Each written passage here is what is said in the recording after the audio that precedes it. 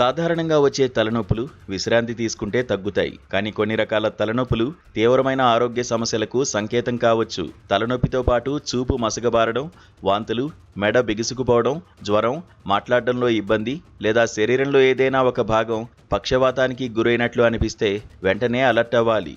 ముఖ్యంగా అకస్మాత్తుగా తీవ్రమైన తలనొప్పి రావడం, అలసట, ఒత్తిడి లేదా నిద్రలేమి కారణంగా తలనొప్పి రావడం మన నిత్య జీవితంలో సర్వసాధారణం. చాలామంది తలనొప్పి రాగానే ఒక పెయిన్ కిల్లర్ టాబ్లెట్ వేసుకుని సరిపెట్టుకుంటారు.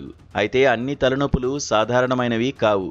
కొన్ని రకాల తలనొప్పులు ప్రాణాంతకమైన బ్రెయిన్ స్ట్రోక్, మెదడులో ఇన్ఫెక్షన్ లేదా బ్రెయిన్ ట్యూమర్ వంటి తీవ్రమైన వ్యాధులకు ముందస్తు హెచ్చరికలు కావచ్చు. వైద్య పరిభాషలో వీటిని రెడ్ ఫ్లాగ్స్ అంటారు.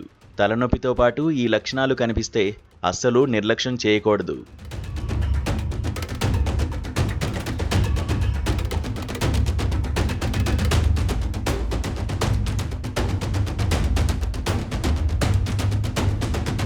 జీవితంలో ఎప్పుడూ లేనంత తీవ్రమైన తలనొప్పి కేవలం కొన్ని సెకన్లలోనే గరిష్ట స్థాయికి చేరితే దానిని అస్సలు తేలిగ్గా తీసుకోకూడదు. ఇది మెదడులోని రక్తనాళాలు చిట్లడం వల్ల వచ్చే అంతర్గత రక్తస్రావానికి సంకేతం కావచ్చు.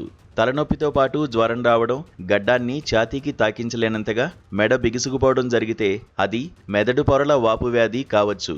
ఇది తక్షణ చికిత్స అవసరమయ్యే తీవ్రమైన ఇన్ఫెక్షన్.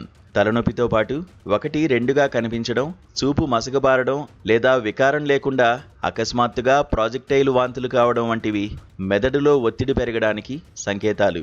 నరాల బలహీనత, తల తిరగడం, మాట్లాడడంలో తడబాటు, శరీరం బ్యాలెన్స్ తప్పడం లేదా ముఖం, చేతులు, కాళ్లలో ఒకవైపు పక్షవాతం వచ్చినట్లు మొద్దుబారడం వంటివి బ్రెయిన్ స్ట్రోక్ లక్షణాలు. 50 ఏళ్లు పైబడిన వారిలో అంతకుముందు ఎన్నడూ లేని విధంగా కొత్తగా తలనొప్పి ప్రారంభమైతే జాగ్రత్త పడాలి. అలాగే క్యాన్సర్ లేదా రోగనిరోధక శక్తి తక్కువగా ఉన్న వారిలో వచ్చే తలనొప్పులను నిపుణులు నిశితంగా పరిశీలించాల్సి ఉంటుంది. సకాలంలో స్పందించడం వల్ల పెద్ద ప్రమాదాల నుండి ప్రాణాలను కాపాడుకోవచ్చు.